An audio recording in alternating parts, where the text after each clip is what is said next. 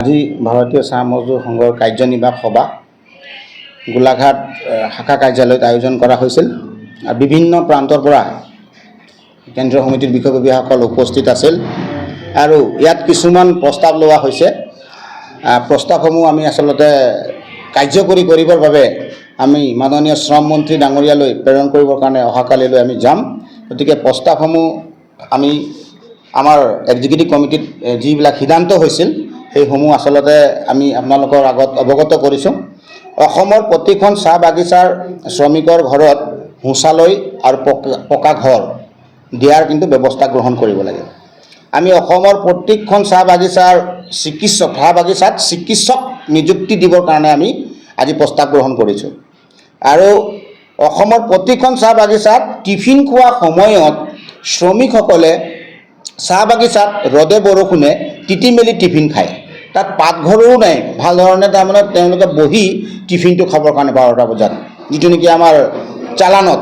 গতিকে আমি সেইটো আমি প্ৰস্তাৱত আজি আমাৰ অন্তৰ্ভুক্ত কৰিছোঁ আৰু কাৰ্যকৰী কৰিবৰ বাবে অহাকালিলৈ আমি এখন মেমৰেণ্ডাম প্ৰস্তুত কৰিছোঁ তালৈ যাবলৈ আমাৰ শ্ৰম মন্ত্ৰীলৈ আমি প্ৰদান কৰিবৰ কাৰণে। আৰু 4 নম্বৰটো হৈছে অসমৰ প্ৰতিখন চালানত চাহ বাগিচাত শৌচালয় নাই, লেট্ৰিন বাথৰুম নাই। সেইকাৰণে আমি মাননীয় শ্ৰম মন্ত্ৰীক আমি অনুৰোধ কৰিছোঁ, যিসমূহ প্ৰস্তাৱ আমি লিখিছোঁ অতি শীঘ্ৰে কাৰ্যকৰী কৰিবৰ কাৰণে ব্যৱস্থা গ্ৰহণ কৰিবৰ কাৰণে আমি আচলতে আজি আমাৰ ভাৰতীয় চাহ মজদুৰ সংঘৰ কাৰ্যালয় আমাৰ গোলাঘাট শাখাৰ পৰা আমি আহ্বান জনাইছোঁ। লগতে সময়মতে যিসমূহ টিফিন খোৱা সময়ত আমি বাৰম্বাৰ মানে এটা কথাই কৈ আছিলোঁ যে সময়মতে যিসমূহ বস্তুবিলাক আমাৰ চাহ শ্ৰমিকক প্লেণ্টেশ্যন লেবাৰ এক্ট মতে যিটো দিব লাগে সেইটো কিন্তু দিয়া পৰিলক্ষিত হোৱা নাই।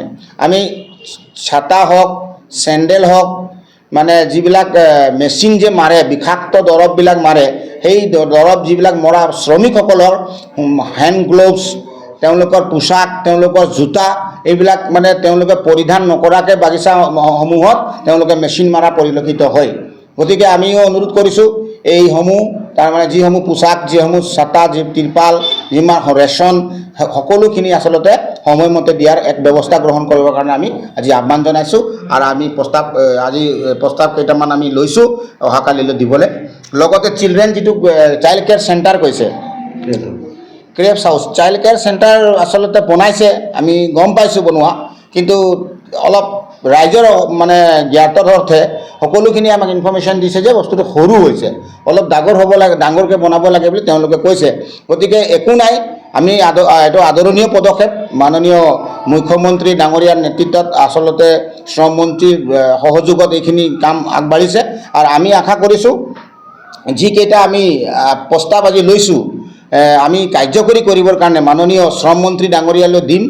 অতি শীঘ্ৰে আমি আশা কৰিছোঁ যে অতি সোনকালে এইখিনি কাৰ্যকৰী কৰিবৰ কাৰণে ব্যৱস্থা গ্ৰহণ কৰিব। লগতে সময়সীমাৰ বাবে আমি বাৰম্বাৰ কৈ আছোঁ আৰু যোৱাবাৰো কৈছিলোঁ আমি যে 6টা বজাৰ পৰা উৎকট গৰম আৰু তাপমাত্ৰা বৃদ্ধি হোৱাৰ ফলত শ্ৰমিকসকলে কষ্ট পাই আছে।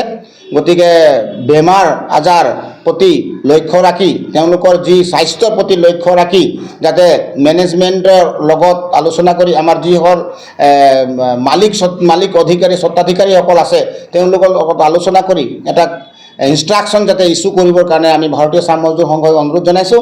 6টাৰ পৰা 1টা বজালৈকে আচলতে কৰিলে আমি খুব ভাল পাম আৰু শ্ৰমিকৰ যি দুখ, যি বেদনা আছে সেইখিনি বুজিবৰ কাৰণে আচলতে শ্ৰম মন্ত্ৰী ডাঙৰীয়াক আমি অনুৰোধ কৰিছোঁ যাতে আমাৰ ভাৰতীয় চাহ মজদুৰ সংঘই দিয়া যিসমূহ প্ৰস্তাৱ দাবীসমূহ আছে সেইখিনি কাৰ্যকৰী কৰিবৰ কাৰণে আমি আচলতে আশাবাদী। আৰু আজি আমি ভাৰতীয় চাহ মজদুৰ সংঘৰ সভাপতি সম্পাদকসকল বিভিন্ন স্থানৰ পৰা বিভিন্ন ঠাইৰ পৰা আহিছিল আৰু সকলোকে আমি ধন্যবাদ জ্ঞাপন কৰিছোঁ। আৰু আচলতে এই প্ৰস্তাৱসমূহ অহাকালিলৈ যাম আমি আৰু কাৰ্যকৰী সোনকালে হ'ব বুলি আমি আশাবাদী।